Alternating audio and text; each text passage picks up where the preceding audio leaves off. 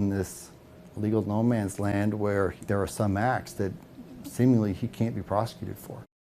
KXAN investigators have been digging into shootings involving federal agents and the legal protections that can create immunity for these officers. Avery Travis joins us now to tell us a little bit more about that partnership with NBC News, and it is called, Avery, the Untouchables. Right, Jen, there's been a lot of conversations recently about more transparency and accountability for local police officers, especially in cases where they use force, and especially deadly force. But that team at NBC News found the same scrutiny is not always there when it comes to shootings involving federal agents or even local officers serving on federal task forces with agencies like the FBI, ATF, DEA, or U.S. Marshals. So the team at NBC found in a recent 5-year period from 2018 to 2022, only a couple of cases where an on-duty federal officer ended up facing criminal charges following one of these shootings. So we actually went back even further to look at one of the rare cases where a local prosecutor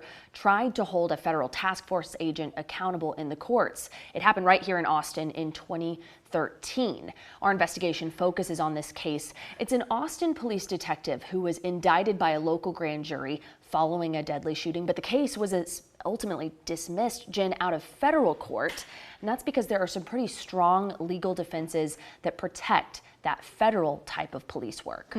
So this case really just highlights one element of a larger review of our media partners with NBC? Right. They actually built this database, and they've made a lot of their documents and data that they found public, so you can go explore it. But what they show in this database is more than 200 shootings involving federal agents or those local task force members. Earlier today, I spoke to one of the investigative reporters who led up the project, Adiel Kaplan, to get more insight on that data.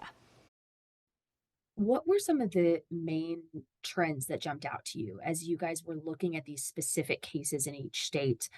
What were some things that caught your attention?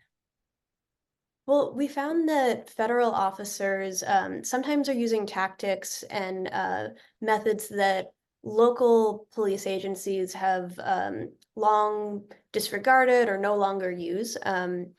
For example, the U.S. Marshals uses a tactic to kind of box in cars when they're trying to apprehend someone. So they use their cars to sort of block someone in when they're in a vehicle. And that's a tactic that the NYPD, for example, stopped using years and years ago. And if you ask experts on like police tactics, they have told us that the level of training on tactical operations can be really different between local and federal police, and there can actually be a lot less of it at the federal level. What was the response like from the DOJ or these law enforcement agencies? So in recent years, multiple presidents from both sides of the aisle and Congress have been pushing for more reform for federal law enforcement and from the DOJ. But the agency's been slow to enact those reforms. They are making some progress, and they said that as much to us in their statements when we went to them with questions. But again, when compared to, let's say, big city police departments, there's still a gap.